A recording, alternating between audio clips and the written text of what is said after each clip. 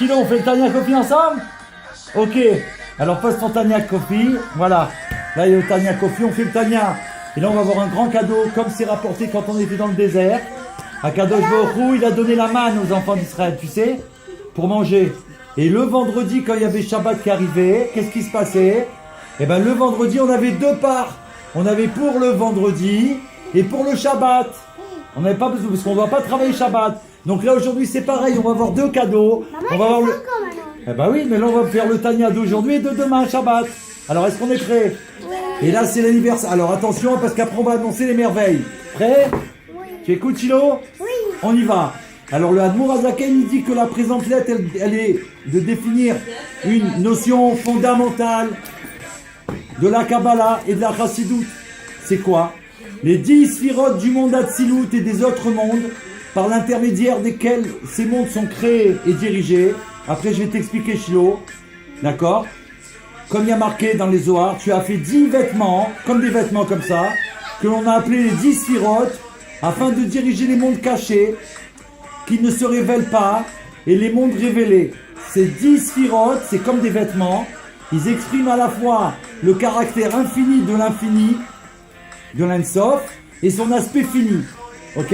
C'est compliqué. C'est ça les cadeaux d'Agéoula. Alors maintenant il va expliquer. La lumière de l'infini, c'est la perfection de tout.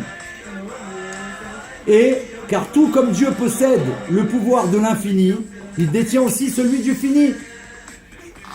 Pourquoi? En effet, si tu prétends qu'il a l'infini, mais non le fini, alors tu remets en cause sa perfection. Alors que l'infini est la perfection de tout. Il explique dans un autre endroit que dans la dernière partie du Tanya, Rabbi Shneur Zalman, il va rappeler que le fait d'acquérir ces connaissances, d'étudier, de comprendre la Torah et les secrets, comme tu veux faire, hein, il faut comprendre tous les secrets de la Torah, alors on va connaître le fonctionnement de l'enchaînement des mondes. Ça veut dire, on va voir comment Dieu il a fabriqué le monde et qui fait marcher le monde. Ouais. C'était avec Daniel. Exactement. Exactement. Il a Alors, mis la photo. exactement. Alors écoute, il dit quand on va comprendre tout, d'accord, on va comprendre tout le fonctionnement, comment Dieu il a créé les mondes. Et ça, le Admour Azaken, il dit que c'est une grande mitzvah de connaître Hachem et de tout comprendre. Pourquoi? Parce que le but est de devenir comme Avraham Avinu. Avraham Avinu, il est devenu une merkava, c'est-à-dire une charrette. C'est quoi une charrette? C'est quoi une charrette? Une charrette, elle avance. Si le chauffeur, le cocher, il dit à droite, elle va à droite. S'il fait ça, elle va à gauche. Si elle va tout droit. Avraham, il est comme une charrette, ça veut dire quoi? Qu'il ne fait que la volonté de Dieu. C'est ce qu'il a prouvé, Avraham Akadosh Baruch Hu.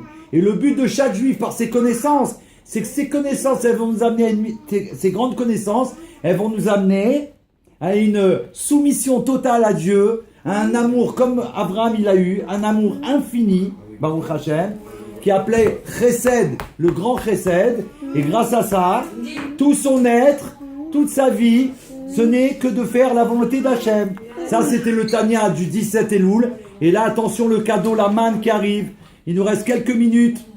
Attention, attention, le grand cadeau du 18 Elul, c'est-à-dire l'anniversaire du Baal Shem Tov HaKadosh. Et bientôt, Et c'est Rosh qui? Hashanah. Et c'est l'anniversaire de l'Admour Azaken. Et c'est ce qu'il dit à Rosh Hashanah. Qu'est-ce qu'il a expliqué? Bravo, Shiloh.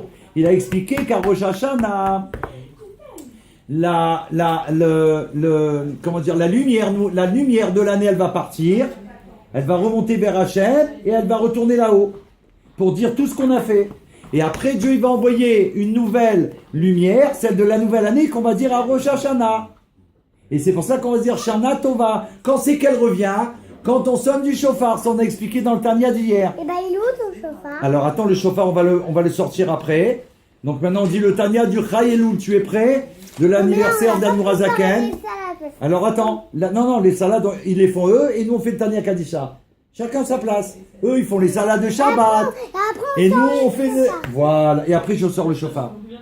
Donc là... Mais je le fais moi. D'accord. Alors là il explique, écoute bien, et c'est court et après on fait le chauffard. Il veut faire le chauffard, il a raison, pour se préparer à la Géoula. Alors écoutez, il y a marqué, l'Admour Azaken dit pour le Tanya du Chai Elul, dans le verset Bereshit, dans la Torah de Bereshit. ces mots prononcés par notre père Abraham quand il a plaidé la cause de Sodome et de Gomorrhe auprès de Dieu, il a défendu. Ça, ce sont les plus caractéristiques de sa soumission à Dieu, la plus totale. C'est la preuve même. Il a plaidé pour eux alors que ils ont fait les pires des choses, faisant littéralement abstraction de sa propre personne. Il était complètement soumis, il n'a pas fait un calcul par rapport à qui il était. Il a demandé à Dieu que même ces méchants, les plus méchants de l'histoire du monde, il a plaidé pour eux pour voir si Dieu pouvait les sauver. Alors le Tanya, il se demande ici pourquoi est-ce précisément l'image de la terre et de la cendre qui représente la soumission? Parce que qu'est-ce qu'il a dit à Abraham? Abraham, il a dit, je suis que terre et cendre. D'accord? Alors pourquoi il dit que ça a rapport avec la soumission? Alors il explique que le grand amour d'Abraham, il est celui qui est intrinsèquement grand, ça veut dire immense, sans que sa grandeur soit mesurée, soit que sa grandeur soit mesurée par rapport aux limites du monde. Abraham l'a possédé en permanence, ça veut dire Abraham Avinu, il aimait Akadosh Borou de la plus grande grandeur et de la plus grande hauteur, pas une fois, pas un jour, pas 2 minutes, tout le temps, toujours, même quand il dormait, même quand il allait faire les commissions, même qu'il donnait à manger aux autres, il aimait Dieu Hachem, le plus grand amour. Et il est aussi l'émanation du Chesed d'Atzilus, ça veut dire de la bonté du monde de l'émanation. Dans ce monde matériel, ce qu'il a pris là-haut, il l'a amené ici-bas, et c'est ce que nous on doit faire. Et donc, et là on va terminer avec ça, le Tanya, le cadeau du Baal Shem Tov et d'Admor HaZaken, que quoi? Que Dieu il a créé la tribu de Chesed. Et la tribu de Chesed, écoute bien, il est venu voir Hachem. Écoute Shiloh, là c'est une merveille. Il a dit Hachem. Alors Hachem il dit, oui, qu'est-ce que tu as, tribu de Chesed, attribut de bonté, qu'est-ce que tu veux? Il a dit Hachem, depuis que tu as mis Abraham dans le monde, j'ai plus de travail. C'est Abraham Avinu qui fait tout le travail. Il distribue la bonté dans tout le monde entier. Et c'est ça que Dieu il veut. Parce que Abraham, c'est qui par rapport au Baal Shem Tov, comme c'est connu qu'à Sukkot, on a des invités. Abraham et le Baal Shem Tov, ils sont les mêmes. Abraham, il a fait ce travail qu'on connaît et qu'on vient de décrire, de sauver même des impies, de demander à Dieu grâce pour eux. Et le Baal Shem Tov à Kadosh, il a dévoilé la Chassidoute pour sauver tous les enfants d'Israël. Et grâce à ça, la Chassidoute, elle va amener la Géoula par l'Admor HaZaken, puis c'est aussi son anniversaire. Et qu'est-ce qui va se passer? Mashiach, il va arriver, et là, on va aller dans le Beth HaMikdash immédiatement. Yechi. Allez, c'est toi. Yehi, Yedonenu, Lorenu, Beravenu, Melech, HaMashiach, Olam, Vael. Retzo.